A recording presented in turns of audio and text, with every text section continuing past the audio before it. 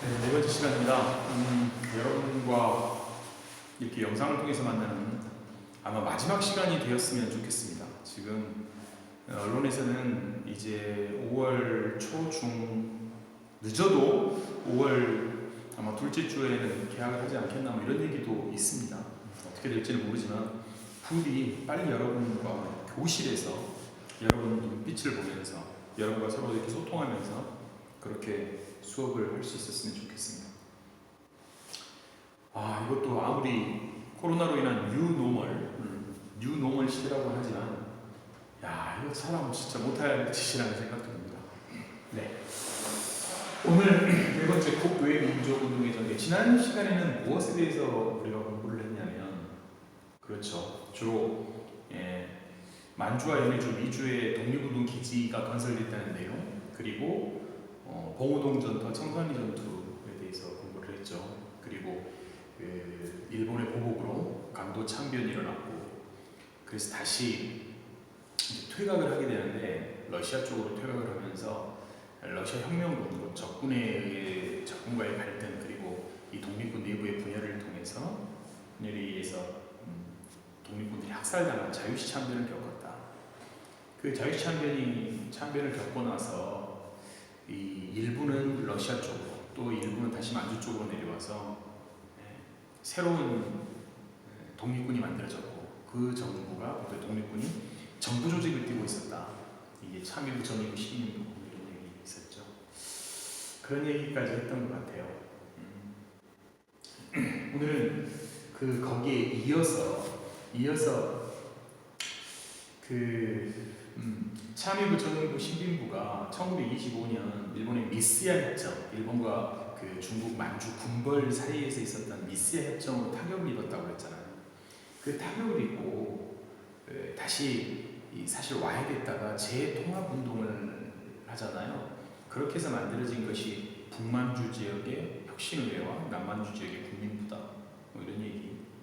그런 어떤 흐름과 얼개 정도는 여러분들이 좀 알고 있어야 됩니다. 거기서부터 아마 이야기가 시작될 것 같습니다. 교과서는 315쪽에서 319쪽이고요. 이번부터 여러분 이제 물론 중단이 끝났으니까는 그 교과서로 제가 이렇게 태블릿 PC로 한번 교과서를 여러분하고 같이 읽죠. 그 읽는 것과 함께 모의고사도 한번 풀어볼까 해요. 여러분 과제를 좀 내줄까 해요. 이게 좀 분량은 많아도 여러분 그 모의고사, 여러분 이제 수험생이니까 거기에 대한 감각 같은 것을 좀 유지를 시키기 위해서라도 모의고사 이걸 제가 5년치 거를 뭐 여러분도 어디든 뭐 이렇게 구할 수 있는 거지만 이렇게 5년치 것을 이렇게 순차적으로 보내면서 여러분한테 좀 감각을 유지시키려고 해요. 조금 많더라도 그냥 클릭만 하지 말고 제가 과제를 좀 받을 거거든요. 그리고 물론 그것들이 중간고사 시험 범위에 들어갑니다. 여러분 아마 등교를 하게 되면 바로 시험을 보게 될 수도 있을 것 같아요. 들어간다는 거 좀 유념하시고 공부를 튼튼히 해주시기 바랍니다. 갑시다. 오늘의 학습 목표는 그렇죠. 혁신의회가 이렇게 해산되면서 만들어진 한국 독립군, 지청천이 이끌죠. 지청천은 이청천이라고도 해요. 이청천이라고. 이 민족주의 계열 독립군이고요. 그 다음에 이 남만주에 있었던 국민부에서 만들어진 군 조직이 조선혁명군이죠. 그 조선혁명군을 이끌었던 이 양세봉이라는 분, 이 양세봉이라는 분을 이따가 여러분 자율 수행 과제에도 제가 좀 내드렸습니다. 이것들은 실은 한국 연합 작전이었다는 거예요. 그러니까 주로 이쪽이 북만주였고, 북만주 혁신의회, 그리고 이 조선혁명군은 남만주였다. 그러니까 어디 국민부. 근데 이들은 한중 연합 작전을 벌였다. 1930년대. 그럼 여기서 우리가 조금은 기억해야 될 게 있습니다. 이 한중 연합 작전의 필요성은 왜 나왔을까? 바로 이것 때문이에요. 1931년에 이 만주 지역, 이들이 주로 있었던 만주 지역에 일이 있었잖아요. 큰일이 있었죠. 뭡니까? 9월 18일 날 일본 제국주의가 중국을 쳐들어가잖아요. 이게 이름하여 만주 사변이라고 하는 거예요. 만주 사변이 일어나자 사실은 중국도 이 우리 독립군들이 필요했던 것이죠. 우리도 중국이 필요했던 거고 그렇게 해서 한중 연합작전이 벌어진다는 점. 그런데 한국 독립군은 좀 민족주의 계열이었고 이 조선혁명군은 사회주의 계열이었다는 점. 그런 점 좀 기억하시면 되겠습니다.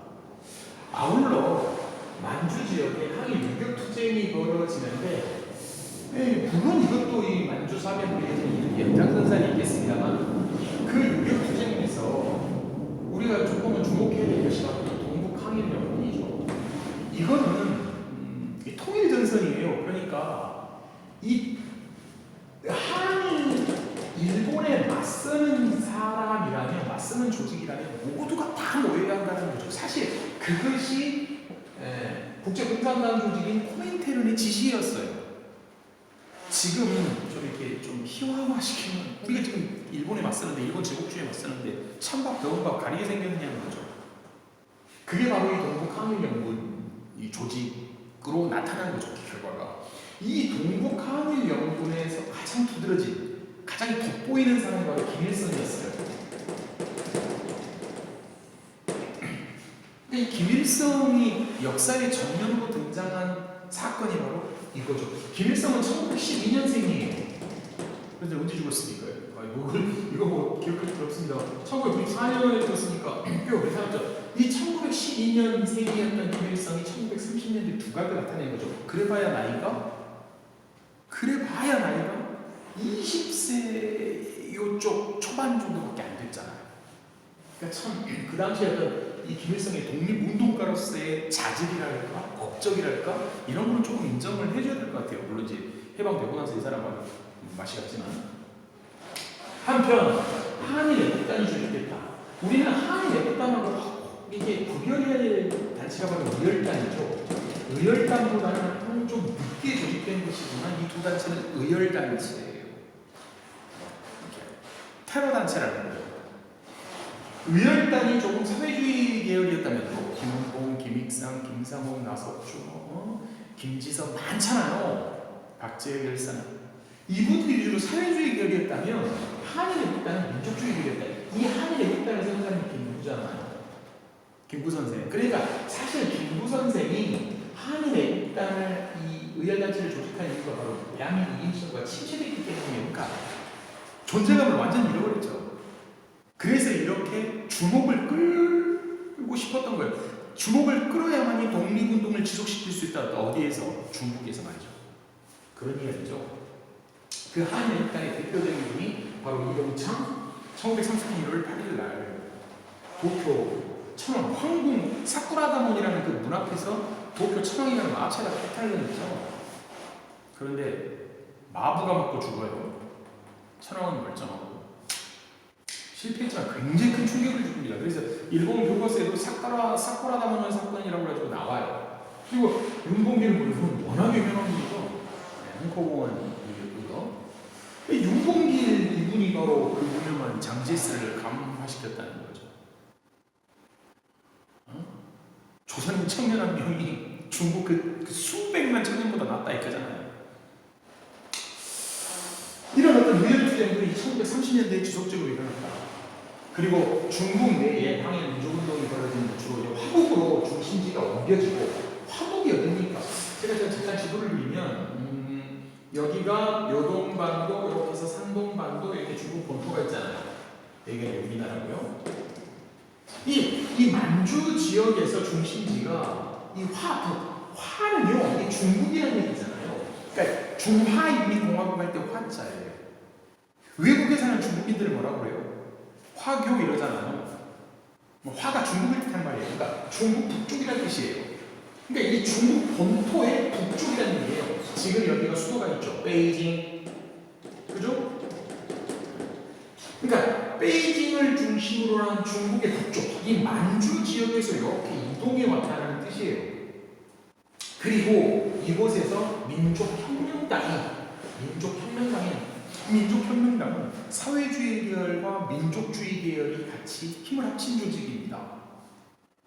힘을 합친 조직인데, 근데 이제 민족혁명당이 나중에 와야 되고 조선민족전선혁명으로 다시 재결성되는데 이 과정은 민족혁명당은 같이 손잡자는 거예요. 어차피 적은 일본이니까.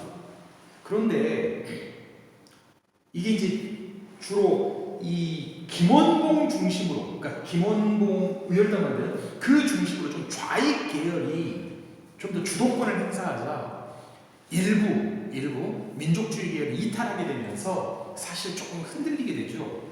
그러면서 조선민족전선연맹으로 다시 재결성이 되지만 역시 이것도 이렇게 막 큰 힘을 발휘하지는 못합니다. 그 조선민족전선연맹의 군 조직이 바로 조선의용대고, 이 조선의용대의 뿌리가 바로 의열단인 거죠. 이해되시죠? 네. 이때부터 좀 이 갈등이 벌어졌고, 사실상 이 민족혁명당을 조직했던 사람들, 그 사람들의 면면을 보면은 뭐 우리나라 헌법을 기초했던 조소왕 선생, 그다음에 김구의 영혼의 쌍둥이라고 하는 우사 김규식 선생, 이런 분도 계셨고, 그다음에 뭐 나중에 대통령 후보까지 올라가 보셨던 신익희 선생, 이런 분도 계셨고, 그다음에 북한의 실질적인, 나중에 이제 해방되고 나서 북한의 실질적인 권력을 갖게 된 김두봉 선생, 그 이야기했죠. 조선아학회 사건, 김두봉 선생이나 최창익 선생, 이런 양반들도 같이 힘을 합치고 있었다고요. 그러니까 이 민족혁명당은 사실 사회주의와 민족주의 연합조직이었다는 점을 조금 기억해 두시면 좋겠습니다. 이런 정도가 오늘 나올 키포인트인데 너무 분량이 많나요? 페이지는 얼마 안 되는데, 네, 생각해보니까 좀 분량은 많네요. 다시 한번 끝나고 나면 다시 한번 학습 목표를 보도록 하고요.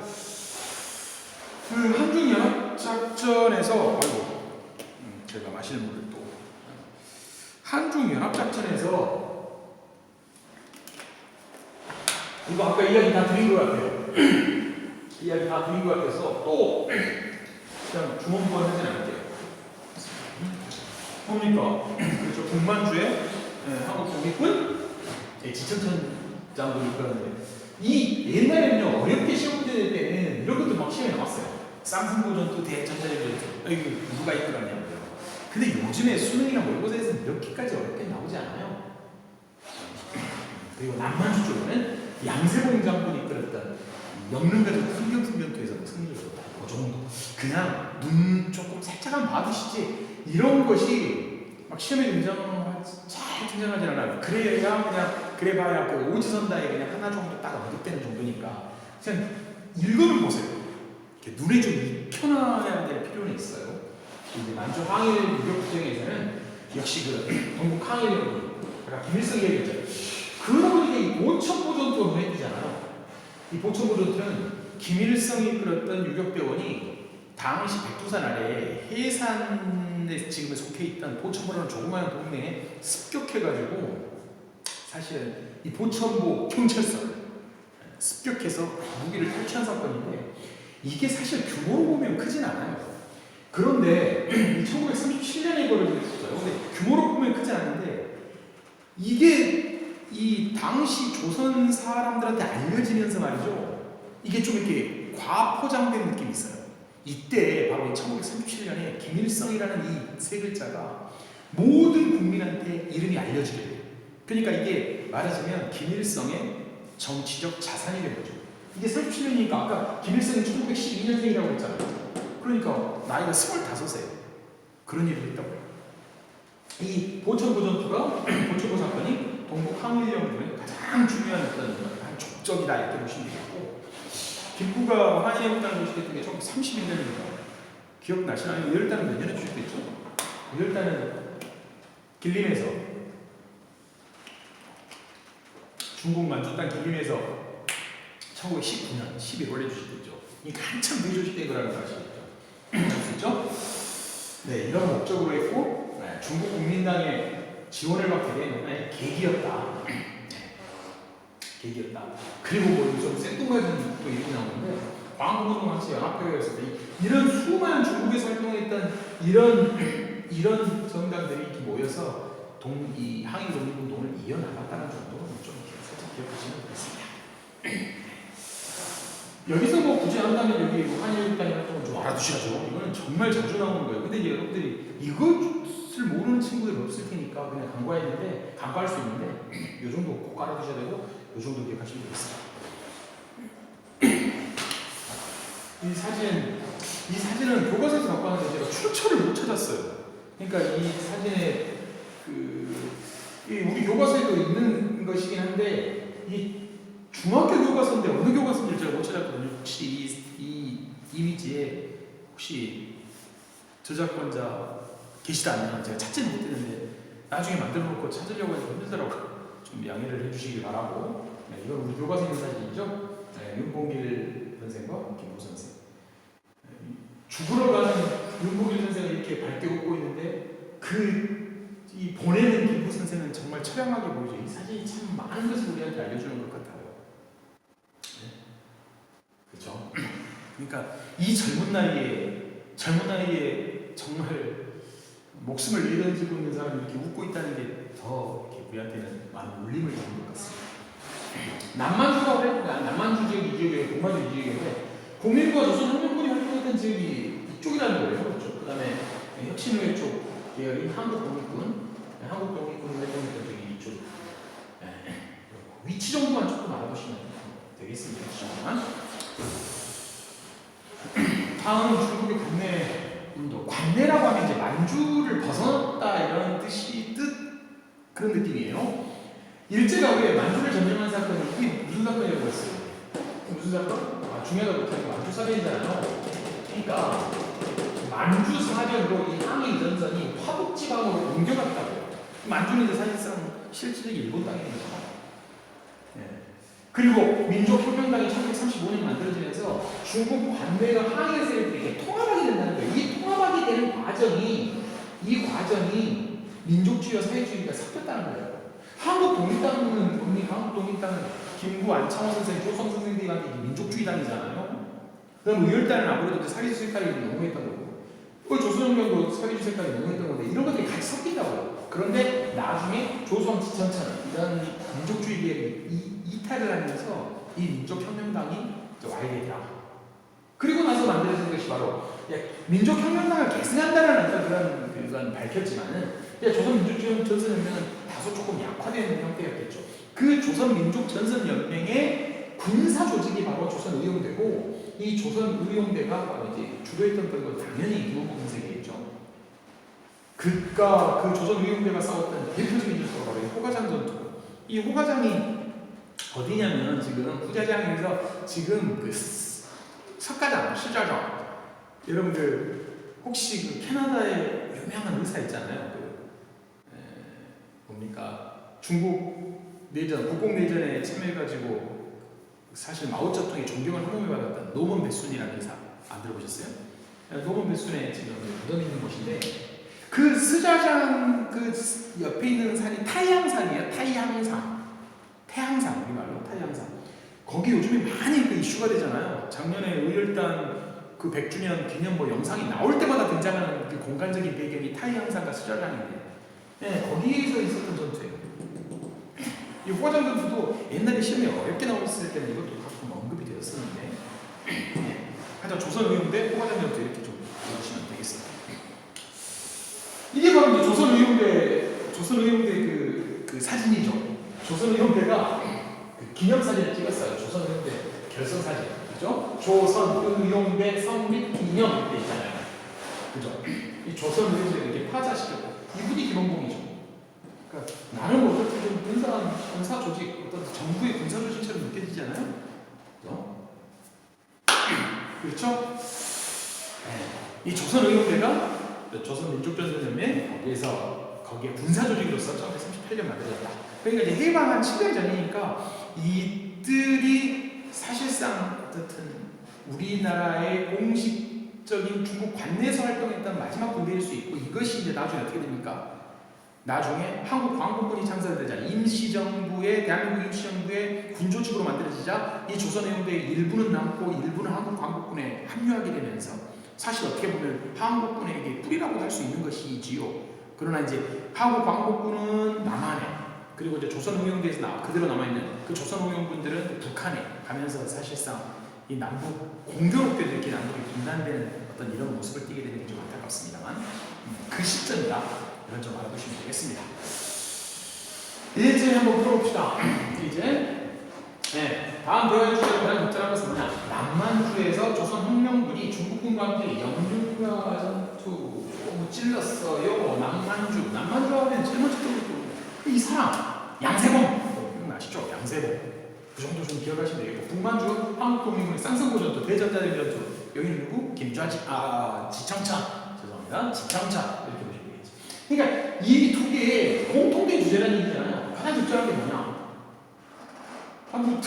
이거 제목을 찾아내야 되잖아요. 교과서 제목을 찾아라. 뭐죠? 한중에 간단하잖아. 뭐 굳이 1번이 답이면 간도 참여의 배경이 뭘까요? 그렇죠? 봉오동 전투, 청산의 전투 이런 것이 들어가게 되겠고 이게 답이려면 그렇고요. 청일 전쟁이에요. 이게 답이려면 이 지문에는 뭐가 나와야 될까? 그러니까 여러분이 그 공부하는 방법이 그냥 정답만 찾고 넘어가면 이거 공부가 아니에요.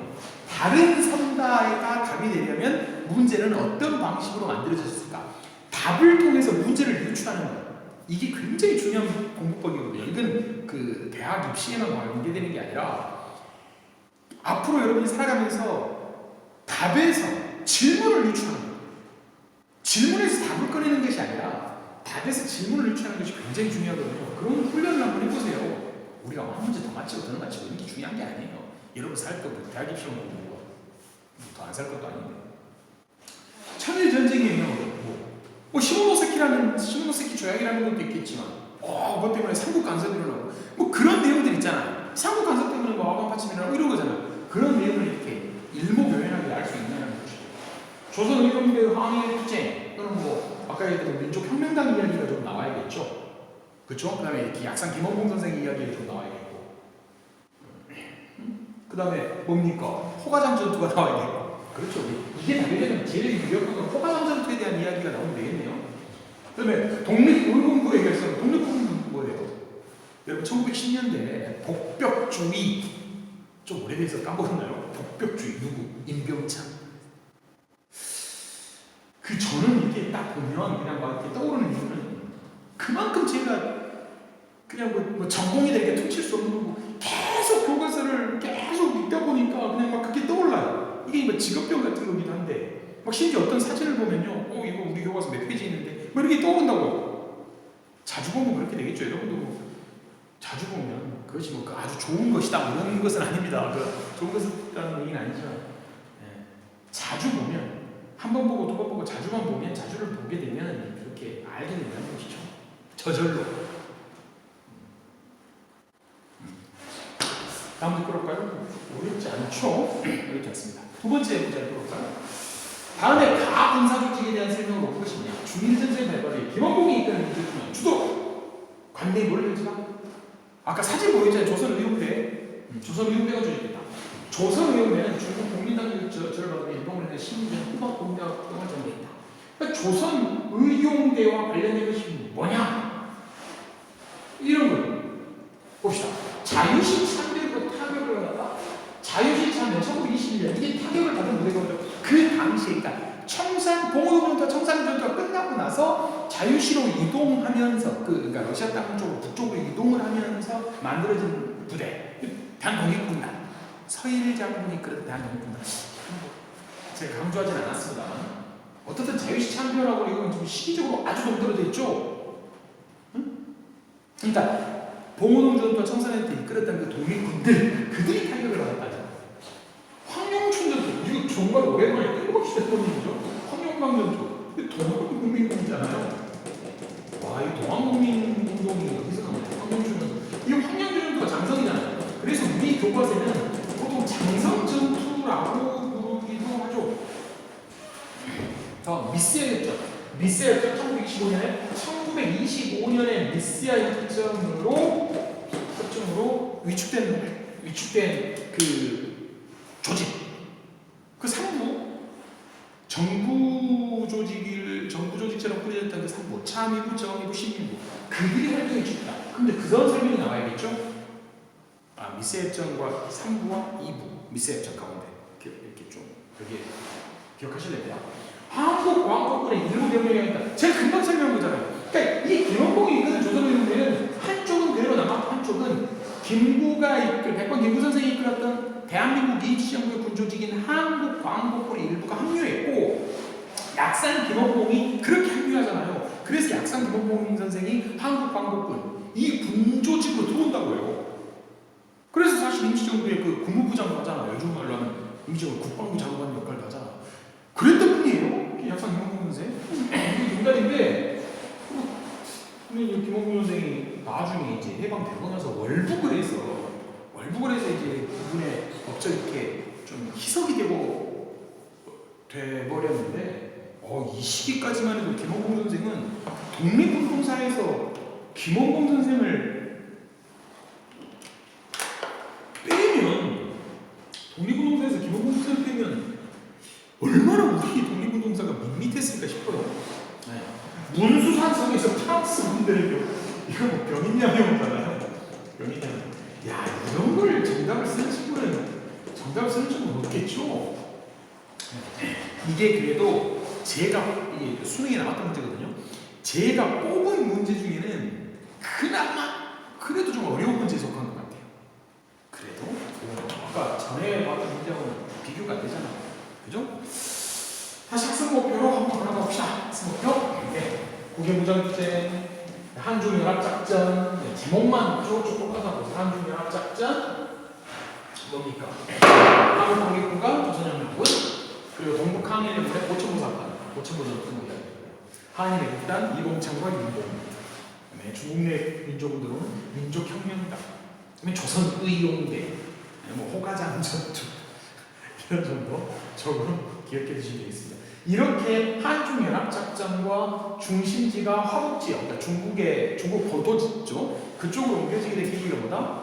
만주사변, 요 정도. 이 정도 좀 열기만 여러분 좀 알아주셨으면 좋겠습니다. 자율수행과제. 여러분 자율수행과제 무시하는데 꼬박꼬박 해두셔야 돼요.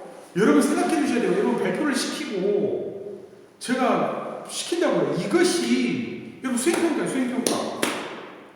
중요한 수행평가예요. 그러니까 여러분이 관심 있는 것을 찾아서 좀 정리해 두세요. 여러분의 생각을 정리해 두세요. 이거는 네이버 지식인 선생님한테 물어봐도 없는 거예요. 잘. 그러니까 여러분의 생각이 중요해요. 지식인 선생님한테 물어볼 거면 제가 이걸 왜 수행평가를 내겠어요? 보천보전은 북한의 김일성이 항일투쟁이에요. 그 보천보 전투는 분명히 있어요. 그 보천보 전투 우리 교과서에는 그렇게 강조하지 않아요. 근데 이 북한 교과서를 보니까 막 보천보 전투가 막 중단을 하나예요.